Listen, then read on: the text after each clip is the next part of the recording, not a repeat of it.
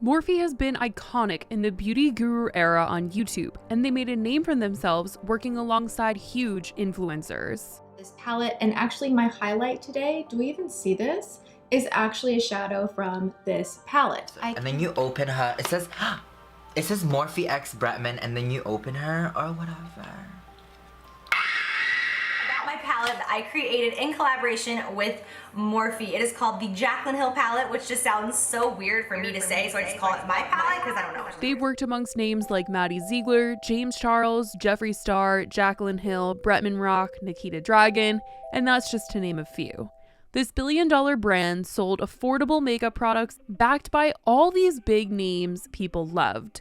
They had massive store openings, and for a long while, nobody was doing collaborations quite like they were. These beauty gurus were selling Morphe, and they were filling malls with hundreds and thousands of people waiting for these stores to open because Morphe knew influencer marketing before influencer marketing is like it is today. They caught beauty at such a good time where people were still willing to buy anything an influencer recommended to them, not thinking that they could maybe just be doing it to get a check at the end of the day, because these beauty gurus were pushing Morphe so hard due to their commission, and I'm sure they liked it, but I'm sure they really liked the fact that they were getting commission. And a lot of people hadn't really realized that, or they knew about it, but they still felt like they could trust these influencers. They hadn't been in drama yet when Morphe had first caught them all, and there was just so much trust there that people were like, if you like it, I love it. Over time though, people caught on a bit and even wondered how involved these influencers actually were in Morphe. I mean, Jaclyn Hill had worked with Morphe very closely, and people speculated whether they were behind her brand. Jeffree Star had been accused many times of having involvement in Morphe as a co-owner. Tati Westbrook had even accused him of that in her video when all of the drama was going down between him and James Charles and her and Shane Dawson. I've also recently been informed that Jeffree is allegedly a co-owner of Morphe.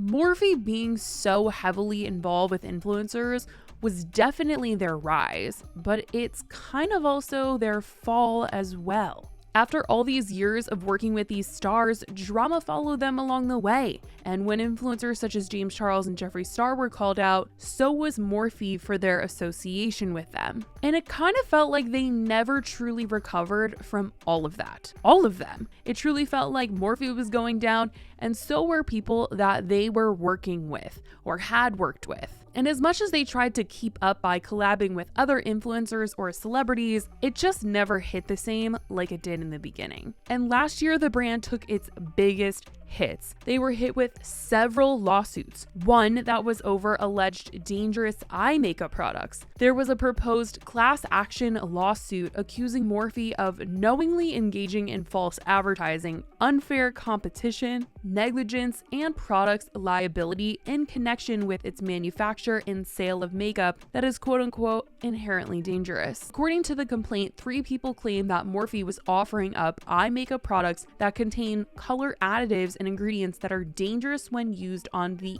immediate eye area, and at the time failing to alert customers, including children, about the risks of such known dangers. They said they used Morphe eye makeup as instructed and encouraged by the popular beauty brand and suffered physical injuries as a result. Specifically, they claimed that these products contained an array of color additives such as FD&C red number 4, D&C red number 6, and D&C violet number 2, among others, which the US Food and Drug Administration claims is unsuitable and unapproved for cosmetic use in the eye area. This wasn't the only lawsuit Morphe faced last year, though. Last month, news broke that the company's former owner, Shelby Wild, CEO of the hair care brand Playa, was suing Morphe for never properly upholding their end of a deal that they had made together. These lawsuits seem to lead to what is now the end for Morphe, as Morphe was silently closing stores all of last year without telling the employees that worked at them really what was going on, and other stores had no idea anything was, really wrong. And last month, a ton of employees and managers of Morphe stores were taking to social media to say that Morphe was not communicating with them at all and a lot of them were being told that within a couple of days, their stores would be closing. Employees were blindsided because they weren't getting weeks' notice, they were getting days' notice. And it was just insane that Morphe would do this to their employees without any heads up at all. A day in the life of a Morphe makeup artist. So when I walked into my store this morning, it was completely empty, absolutely nothing except for foundations. We have not received answers as to whether we will still have jobs or our store will remain open.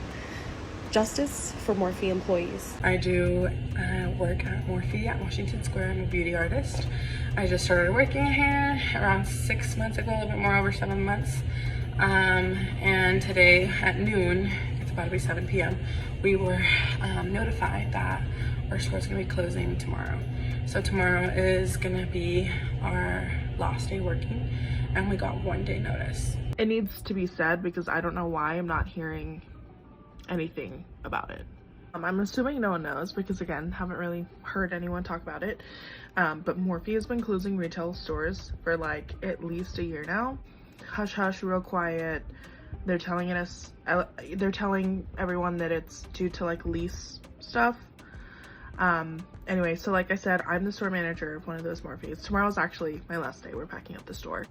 They told us on the 22nd of December that our last day of business is the 26th of December, which is today. And then tomorrow we're just packing up the store and we don't have a job anymore. So what is that, 4 or 5 days notice that we don't have a job anymore? Yeah, that's all we got. We do get severance, which I know someone that's getting 1 week. I know that myself, I've worked there for about 1.5 years. And my other associate who's been there since the store opened over like 3 years ago, also 3-week severance. This sparked major outrage from a lot of people that saw these TikToks, and they were asking Morphe to speak out on what the heck was going on.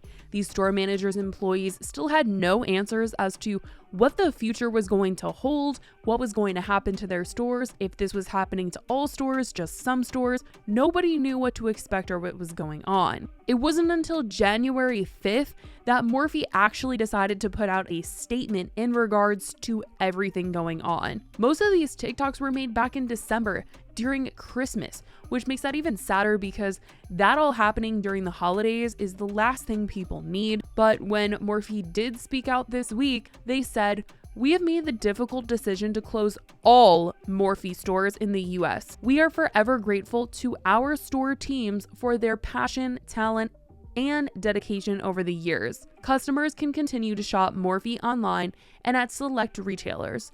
Morphe stores outside the US will remain open." A lot of people found out that day that their store was closing as well, because before then it was unclear if it was some or all. And it was very clear now that it was going to be all US stores. And it's just crazy to hear what is going on right now and that it's come to an end. I can't say that I'm completely surprised though, because beauty as a whole has really taken a back seat. It is not the number one thing that people are paying attention to right now. And I feel like it once was very top tier in especially the YouTube community. There were a ton of people doing makeup tutorials, makeup reviews. I mean, it's not as big as it once was. And it's not just Morphe that is struggling. There's a lot of other makeup brands and companies that have had to shut down since the pandemic. So it's not all too shocking that this has happened to Morphe, but it's just crazy when you look back and think about how big they really were and how popular and how, it is now. It feels like exactly what happened to the influencers they worked with in the beginning happened to them, like Jeffree and James.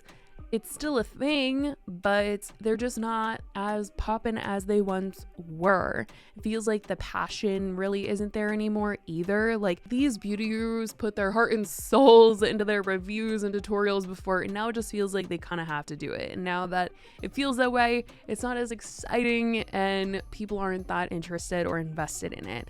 And when it comes to how I think Morphe will succeed now that they're online only, I really don't know, because with the way that Morphe went about closing, it did not leave a good taste in people's mouths, and it seems like they might be struggling to even sell products online now with the way that people don't want to support them after hearing what they've done to their employees. Now they don't want to support the company at all. They're like, you guys are messed up for that. But I'm certainly curious as to how you guys feel about everything that has happened with Morphe and how the beauty world has really changed. I mean, how do you guys feel about buying makeup products these days? Are you guys buying it like you once were? Are you invested in the beauty world like you once were? I feel like so much has changed, but let me know how you guys feel and your reactions to Morphe closing and how they went about it. Let me know your thoughts in the comments below. I love you guys so much, and I will talk to you in the next video. Bye, guys.